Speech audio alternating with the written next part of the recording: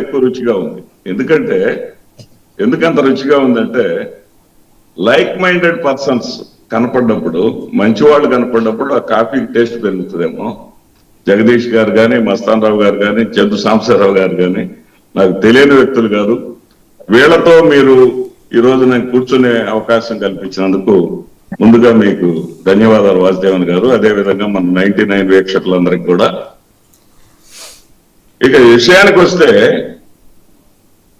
పొత్తు విషయంలో, పొత్తు అనేది పైకి కనిపిస్తుందే గాని పొత్తు లేనే లేదు. ఎందుకు లేదంటే పవన్ కళ్యాణ్ గారికి చంద్రబాబు నాయుడు గారు లేకపోతే పొత్తులో ఉన్నటువంటి మిగతా పార్టీలో ముఖ్యం కాదు. చంద్రబాబు నాయుడు గారుకి ముఖ్యం భారతీయ జనతా పార్టీ.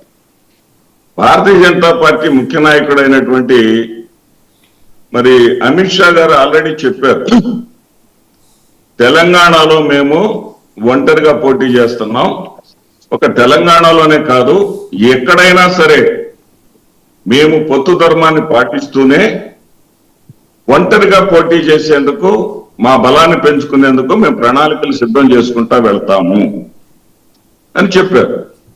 ఇక్కడ can you here me sir? వినిపిస్తుంది, చెప్పండి.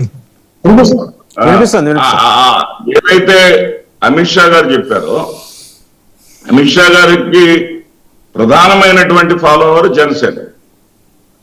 ఫస్ట్ జనసేన బీజేపీలు మాత్రమే కలిసి ఉన్న విషయాన్ని మీరు మర్చిపోవద్దు. అదేవిధంగా ఇక్కడ ఇంకొక ప్రధానమైనటువంటి అంశం నాకు అర్థమైంది, ఒక పొలిటికల్ అబ్జర్వర్ గా నాకు అర్థమైంది ఏంటంటే, వాస్తవానికి మాకు సంబంధించి వైఎస్ఆర్సీపీకి సంబంధించినటువంటి అంశం కాదు ఇది, జనసేన టీడీపీలకు సంబంధించినటువంటి అంశం. సరే, మేము అబ్జర్వ్ చేసిన మా అబ్జర్వేషన్స్ చెప్పాలి కాబట్టి. రెండో అంశం ఏంటంటే, నారా చంద్రబాబు నాయుడు గారి అల్టిమేట్ లక్ష్యం ఏంటంటే, ఆయన కుమారుడైనటువంటి నారా లోకేష్ గారిని ఈ రాష్ట్ర ముఖ్యమంత్రిగా చూయించి, రాష్ట్ర ముఖ్యమంత్రిగా నారా లోకేష్ గారిని తీసుకోబోయేటప్పుడు ఆయన ఇన్స్టాల్ చేసేటటువంటి సమయంలో కేవలం శాసనసభ్యుల్లో బలం ఉంటేనే సరిపోదండి. క్షేత్రస్థాయిలో కూడా టీడీపీ బలంగా ఉండాలి. టీడీపీ క్షేత్రస్థాయిలో కూడా బలంగా ఉన్నప్పుడే ఏది ఎమ్మెల్యేల్లో ఏదైనా కాస్త అటు ఇటుగా ఉన్నా కానీ దాన్ని లెవెల్ చేసుకోగలరు.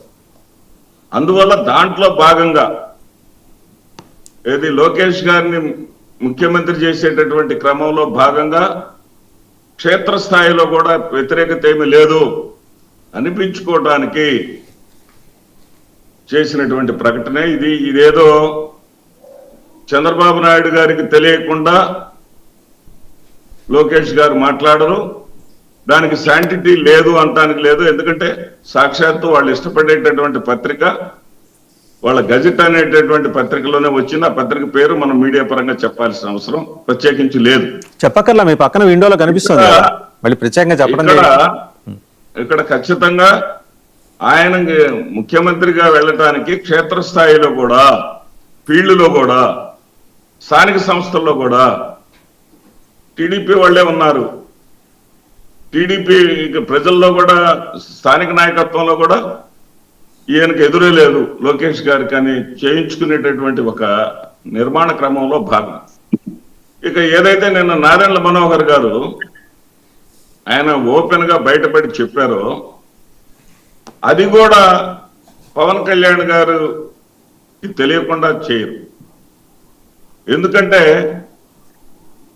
వాళ్ళు 24 ఎన్నికల్లో జగన్మోహన్ రెడ్డి గారిని ఓడించడం కోసం ఏదైతే వాళ్ళు త్యాగం చేసింది నిజం. వాళ్ళు ఏదైతే మాట అన్నారో, ఆయన ఆయన పవన్ కళ్యాణ్ గారి ప్రాపకం కోసమే తిప్పలు పడినటువంటి పరిస్థితి. ఇక్కడ మనం గమనించాల్సినటువంటి విషయం ఇంకొకటి ఉందండి, ప్రధానమైనటువంటి విషయం. ఒక దశాబ్ద కాలంగా తీసుకుంటే, అంటే 2013 స్థానిక సంస్థల ఎన్నికలు 14 ఎన్నికలకు ముందుకు జరిగింది తీసేయండి. అది కాకుండా 10 సంవత్సరాల ఈ ఒక దశాబ్ద చరిత్ర తీసుకుంటే జనసేన పార్టీ తెలుగుదేశం పార్టీ కన్నా స్థానిక సంస్థల ఎన్నికల్లో సీనియర్. ఎందుకంటే 2014 నుంచి 19 వరకు ఆయన ఎన్నికలు కండక్ట్ చేయాల. జగన్మోహన్ రెడ్డి గారు ముఖ్యమంత్రి అయిన తర్వాత ఎన్నికలు పెడితే ఆ ఎన్నికల్లో మేము పార్టిసిపేట్ చేయమని చేతులు ఎత్తేసిన తెలుగుదేశం పార్టీ. ఆ ఎన్నికల్లో జనసేన పార్టీ గోదావరి జిల్లాల్లో కంటెస్ట్ చేసి స్థానికంగా సరే మీ పోతులు ఎట్లా ఉన్నా సరే కొన్ని చోట్ల మేము తెలుగుదేశం పార్టీ తోటి అనుకూలమైనటువంటి వాళ్ళతోటి పొత్తులు పెట్టుకొని ప్రాతినిధ్యాన్ని చాటింది. సర్పంచులుగా గెలిచారు, మరి వార్డు మెంబర్లుగా గెలిచారు, కౌన్సిలర్లుగా గెలిచారు. కొన్ని చోట్ల మిత్ర పక్షాలతోటి ఒప్పందంతో అధికారాన్ని కూడా చేజెక్కించుకున్నారు. ఈ రకంగా చరిత్ర చూస్తే స్థానిక సంస్థల్లో డెఫినెట్లీ జనసేన ఈ సీనియర్ టు టీడీపీ ఒక 10 ఏళ్ల చరిత్రను గారు తీసుకుంది. అందువల్ల వీళ్ళు జనసేన వాళ్ళు ఖచ్చితంగా వాళ్ళు తగ్గేదేలే అన్నట్టుగా దీంట్లో ఫైట్ చేయటంలో అర్థం ఉంది. గతంలో మనం చూసాం విష్ణుకుమార్ రాజు గారు నామినేటెడ్ పోస్టుల్లో 80, 15, 5 అన్నప్పుడు 5% వేయటానికి మేము తీసుకోవటానికి మేము ఎలా కనపడుతున్నాం మీకు అని ఆ రోజు ఆయన ప్రశ్నించాడు. ఈ రోజున 15 ఏంటి, కనీసం పావలాకు కూడా రామా మేము అనేటటువంటి బాధ ఈ కార్యకర్తల్లో ఉన్నప్పుడు, జనసేన కార్యకర్తల్లో ఉన్నప్పుడు తప్పనిసరి పరిస్థితుల్లో మాత్రమే నాదెండ్ల మనోహర్ గారు బయటపడ్డారనటానికి ఇదొక ఖచ్చితంగా నేను చెప్పగలను. అదేవిధంగా వాళ్ళు తగ్గేదేలే అనటానికి కూడా ఒక అర్థం ఉందండి. ఏమిటంటే ఇందాక గౌరవనీయులు జగదీష్ గారు చెప్పినట్లుగా, సాంబశివరావు గారు చెప్పినట్లుగా ఆయన పిఎస్సి అంటే రాజకీయ వ్యవహారాలు చూసేటటువంటి నాయకుడు. ఆయన రాజకీయంగా పవన్ కళ్యాణ్ గారు సినిమా రంగం నుంచి వచ్చినటువంటి వ్యక్తి, రాజకీయంగా అనుభవం కలిగినటువంటి వ్యక్తి, స్పీకర్ గా చేసినటువంటి వ్యక్తి నాదెండ్ల మనోహర్ గారు. మరి నాదెండ్ల మనోహర్ గారు చరిత్ర చూడకుండా ఏమి ఉండరు కదా. 2004 ఉమ్మడి రాష్ట్రంలో జరిగినటువంటి ఎన్నికల్లో కానీ తీసుకుంటే 35 స్థానాలకు పోటీ చేసినటువంటి కమ్యూనిస్టులు 34 గెలుచుకున్నారు. సిపిఎం 10% గెలిచింది, సిపిఐ ఒకే ఒక్క సీట్లో ఓడిపోయింది. కాంగ్రెస్ కేవలం 26 స్థానాలు వచ్చింది. ఇది చరిత్ర చెప్పిన నిజం. కానీ అంత బలంగా సీట్లు పొందినటువంటి కమ్యూనిస్టులు కాలక్రమంలో స్థానికంగా వాళ్ళకు ఉన్నటువంటి స్థానాలని నిలుపుకోవటం వల్ల, పట్టు లేకపోవటం వల్ల, ధృతరాష్ట్ర కౌగిల్లో నలగటం వల్ల, తెలుగుదేశం పార్టీ కౌగిల్లో నలగటం వల్ల వాళ్ళు ఈ రోజున ఆంధ్రప్రదేశ్ శాసన